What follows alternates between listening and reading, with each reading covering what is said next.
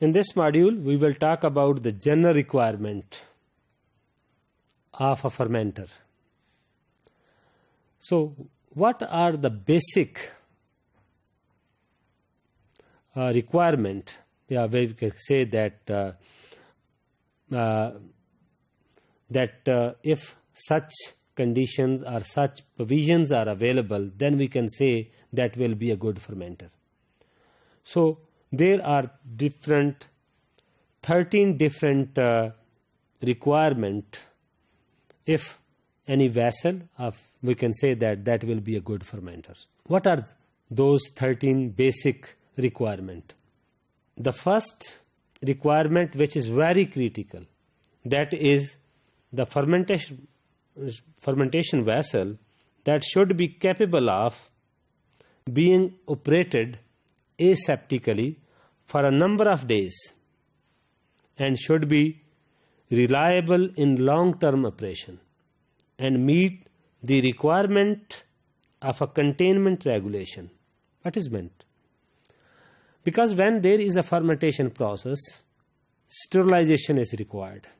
Because sterilization is very critical, because there is only the opportunity to grow our choice of organism of choice.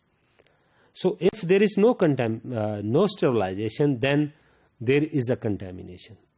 So in the start of the fermentation, we need a such vessel which can be capable of operated aseptically. Not only in the start, but during the fermentation process, that has to be continued for a number of days. That vessel should be in a such a way that can be operated aseptically. That is only that vessel not allow any other organism from the outside to come inside. Side by side, as contained, that vessel should meet the requirement of the containment regulation. What is meant by that? So sometimes our fermentation process has to use such organisms which are pathogens.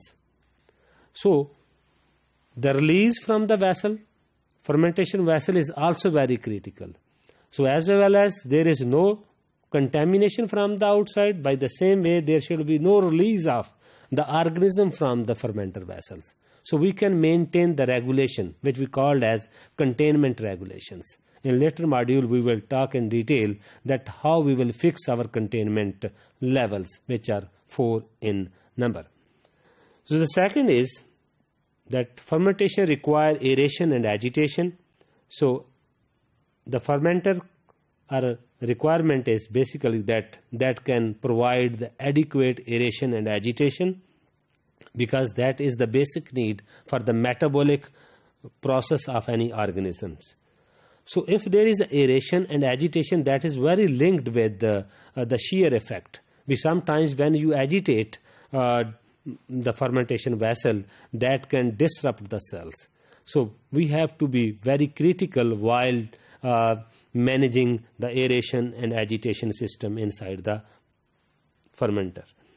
So then is a very critical that power consumption should be as low as possible. So the motor or the agitator should be fixed according to the volume and the capacity of the fermenter. And then there should be the system of temperature control, and then the pH control system, and then sampling facilities, because if we want to monitor the fermentation process, we have to take out the sample time by time just to monitor that our process is going on. Sometimes we have to calculate the kinetic parameters, then we need to have the samples during the fermentation process. So as concerned the 7 requirement, that the evaporation loss from the fermentation vessel should be very less. That's why when we are talking about the accessories of the fermentation, then we talk about the chilled water. So that should be reduce the evaporation loss. And then the 8th requirement is the vessel should be designed to require the minimal use of labor in operation, harvesting, cleaning and maintenance. So the fermenter should be designed in such a way that the labor requirement for operation, harvesting, cleaning should be very easy. Sometimes if we have some equipment, then need have very sophisticated and a very high technical labor, then that can increase the cost of the production. So this requirement is directly associated with the cost of the product. So then the ninth requirement is the vessel should be suitable for the range of process, but this may be restricted because of containment regulations. Keep in mind the containment regulations. The fermenter vessel should be designed in such a way that can be utilized for a number of processes. So that's why, because if you utilize the fermenter for citric acid production, that can also be utilized for enzyme production, that can be utilized for vaccine production, etc. So the fermenter should have such provision that can be utilized for different range of the processes. As concerned the 10th requirement, so that is very critical, because the vessel should be constructed to ensure the smooth internal surface, because organism has to grow, because when there is a minor pores and there is not a smooth surface, then there is a chance of contamination, and we can not clean the internal surface of the fermenter. So we should avoid such fermenter which has the flint joints. So the 11th requirement is the vessel should be similar geometry to both smaller and larger vessels in pilot scale or a plant to facilitate the scale up, because fermenter had to design, and then we need optimization of the fermentation process when we scale up the process. So the next requirement, that is the 12th one, that the cheapest material should be used while fabricating the fermentation vessel, because the material is very critical. Sometimes there is a glass vessels, sometimes there is a stainless steel vessels. So that is directly linked with the fermentation vessel. Glass vessel is preferred over others because that have a very smooth interval surface, but there is a limitation, because we can use the glass vessel up to a certain extent of the volume, because that can only be used in ex situ sterilization. But in case of in situ sterilization, then that vessel cannot be utilized.